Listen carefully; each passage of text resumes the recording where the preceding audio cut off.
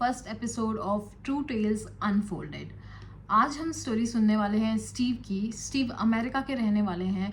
Steve अब बड़े हो चुके हैं और उनकी ये स्टोरी जो उनने साझा करी है वो है जब वो 4 या 5 साल के हुआ करते थे। ये स्टोरी मुझे रेडिट पे मिली है। आप चाहें तो रेडिट पे फ्री में स्टोरीज पढ़ सकते हैं, पर मेरा मानना है कि असल में स्टोरीज़ किसी के मुंह से सुनने में ही मज़ा आता है।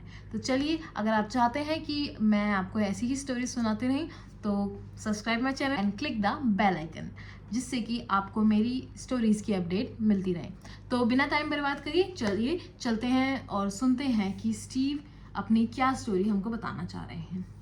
तो स्टीव ने कहानी बताई है जब स्टीव 4 या 5 साल के थे तो उनके मॉम और डैड सेपरेट हो चुके थे। सेपरेशन यानी कि उनके मॉम डैड का डिवोर्स नहीं हुआ था, पर वो अलग रहना स्टार्ट हो गए थे। स्टीव ने बताया कि स्टीव ने 4 या 5 साल के बाद अपने फादर को उसके बाद कभी देखा भी नहीं, यानी कि स्टीव के फादर हमेशा स्टीव की लाइफ में एब्सेंट रहे थे। तो जब सेपरेशन हुआ उनके मॉम डैड का, तो उनकी मॉम ने डिसाइड किया कि स्टीव उनकी मॉम के साथ रहेंगे, क्योंकि फादर ने कभी उन पर ध्यान दिया नहीं था। तो स्टीव की मॉम स्टीव को अपने घर ले आई। उनका ग्राउंड फ्लोर पे 2 बेडरूम अपार्टमेंट था। उनके के दोनों रूम्स थे जो वो एक हॉलवे के थ्रू अटैच थे, मतलब आइदर एंड्स पे जो हॉलवे के एक रूम था। एक स्टीव का रूम था और एक उनकी मॉम का रूम था। स्टीव अपनी मॉम के साथ ही सोया करते थे, बिकॉज वो 4 या 5 साल के बच्चे थे और उनके पेरेंट्स सेपरेट हो चुके थे। तो he was going through separation anxiety. बच्चा अभी समझ नहीं पा रहा था कि डैड कहाँ है, मॉम क्यों अलग रह रही हैं। तो उन्हें एंजाइटी सी होने लगी थी, इसलिए वो हमेशा मॉम के साथ ही सोया करते थे रात को। उनका रूम आइदर एंड्स पे थे दोनों के, यानी कि एक रूम से दूसरे रूम में देखा जा सकता था। ये बात लगभग होगी मिड ऑफ द समर्स की, जब स्टीव अपनी मॉम के साथ उनके कमरे में सो रहे थे। स्टीव की मॉम का जो बेडरूम था उसमें एक बेड था जिसमें वो सोते थे, और उस बेड के जस्ट ऊपर एक विंडो थी जो कि फ्लोर से या फिर बाहर के गार्डन से 3 फीट की ऊंचाई पे थी। तो वो दोनों सो रहे थे। फॉर द रेफरेंस हमें जानने की ज़रूरत है, स्टीव के पास एक कैट हुआ करती थी, और वो कैट एक हैबिट में थी कि वेल ट्रेन थी। कैट की हैबिट थी कि वो हर रात को उनके साथ सो जाया करती थी और सुबह जब वो उठते थे तभी उठा करती थी।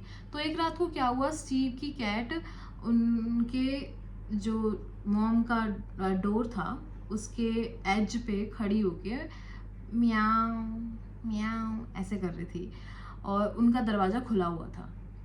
वो रात को बंद करके सोए थे, उनका दरवाज़ा खुला हुआ था। स्टीव की कैट वहाँ पर बैठ के म्याऊं कर रही थी। तो अब क्या हुआ, स्टीव ने जब देखा तो वो थोड़ा कंफ्यूज हुआ। छोटा बच्चा है, उसने अपनी मॉम को उठाने के बारे में सोचा। जैसे वो उस गेट की तरफ से दूसरी तरफ पे टर्न हुआ जहाँ उसकी मॉम सो रही थी, it would have taken 3 to 4 seconds.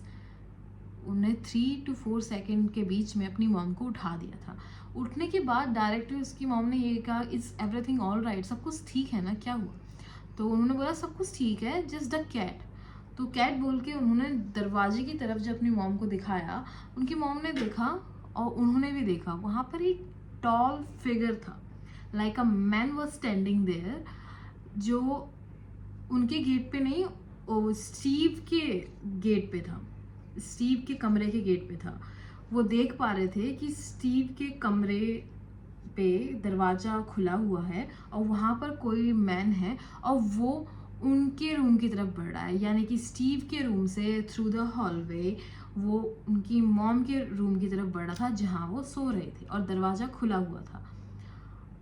तो ये देख के स्टीव की मॉम ने जो इंस्टेंट रिस्पॉन्स किया वो ये था, स्टीव की मॉम ने उन्होंने सोचा कि स्टीव को उठा के सबसे पहले बाहर फेंका जाए, ताकि स्टीव को किस तरह से वो इंट्रूडर नुकसान ना पहुंचा पाए। उन्होंने स्टीव को उठा के उस खिड़की से बाहर फेंका, जो कि 3 फीट का डिस्टेंस था ग्राउंड से, तो स्टीव को कोई नुकसान नहीं होगा। फॉलोड बाय दैट स्टीव की मॉम भी वहाँ विंडो से बाहर कूद गई, और वो दोनों भागे बाहर की साइड पे, और उन्होंने हल्ला मचाया कि please call the 911, call the police, is anyone out there. बोलना स्टार्ट किया था कि कोई पुलिस को बुलाए, और एज एक्सपेक्टेड लोगों ने पुलिस को बुलाया भी। जब पुलिस अराइव हुई तो उन्होंने जो नोटिस किया वो ये था, उनका फ्रंट डोर खुला हुआ था। स्टीव की मॉम ने क्लेम किया कि वो रात को फ्रंट डोर हमेशा लॉक करके सोती हैं और this night she had also done the same. और इस रात भी दरवाज़ा बंद था, डबल लॉक था, पर दरवाज़ा खुला हुआ था। तो जो पुलिस थी उन्होंने स्पेकुलेट किया कि शायद से इंट्रूडर्स डोर के थ्रू चला गया होगा। अब वो यहाँ पर नहीं है। उन्होंने रूम की, घर की पूरी तहकीकात करी, उन्हें कोई मिला नहीं वहाँ पे। तो उसके बाद वो वहाँ से चले गए। उसके बाद जब वो चले गए वहाँ से, जब उनके हाथ कोई नहीं लगा, ये बोल के कि may be the person who was in the house has gone. थोड़े दिन बाद क्या हुआ, स्टीव की मॉम किचन की सफाई कर रही थी। तो किचन में एक हॉट वाटर क्लॉजेट था, लाइक हॉट वाटर टैंक होता है, वहाँ उसे क्लॉजेट के अंदर रख रखा था। मतलब जैसे कि ये क्लॉजेट है, इसके अंदर एक हॉट वाटर टैंक है। उसकी मॉम ने वो क्लॉजेट खोला सफाई करने के लिए, तो उन्होंने देखा क्लॉजेट के अंदर उन्हें एक नोटबुक मिली, रबड़ ग्लव्स मिले, गम मिली, रैपर्स मिले। और जब उन्होंने नोटबुक खोली तो नोटबुक के अंदर कुछ ड्राइंग्स मिली, लाइक द पेंडोग्राम, और जैसे कि बाकी डेमोनिक टाइप की photos, the person with horns on the head. और उस बुक में उन डेमोनिक पिक्चर्स के अलावा कुछ रैंडम लोगों के नाम की लिस्ट भी थी जिनको वो जानते भी नहीं थे। और तो ये सब देख के उसकी मॉम घबरा गई स्टीव की, और उन्होंने पुलिस को कॉल कर दिया। जब पुलिस अराइव हुई तो उन्होंने पूरा घर दोबारा से चेक किया। देन उन्होंने अगेन एक स्पेकुलेशन लगाई कि शायद से उस दिन इंट्रूडर घर में रह गया था, और वो तब गया जब वो सब सो गए थे वापस। और फिर ये सब सामान जो वहाँ पर हॉट वाटर क्लॉजेट में था टैंक के पास, वो उसी बंदे का था जो वहाँ पर उस रात को था। लेकिन अब वो ऑफकोर्स उस घर में नहीं था। तो उन्होंने पूरा घर ब्रीफली चेक किया इस बार, और कोई घर के अंदर नहीं था। तो ये काफ़ी ऐसा इंसिडेंट था स्टीव की लाइफ में जहाँ वो काफ़ी डर गए। और आज तक उन्हें ये पता नहीं लग पाया है कि वो बुक्स किसकी थी। और हालांकि उन्होंने उसके बाद वो बुक्स जला दी एज अ गुड थिंग, जलानी भी चाहिए, because doesn't seem like a good thing to me. उन्होंने बुक्स जला दी। तो वो ये सोचते हैं तो उनके रोंगटे खड़े हो जाते हैं।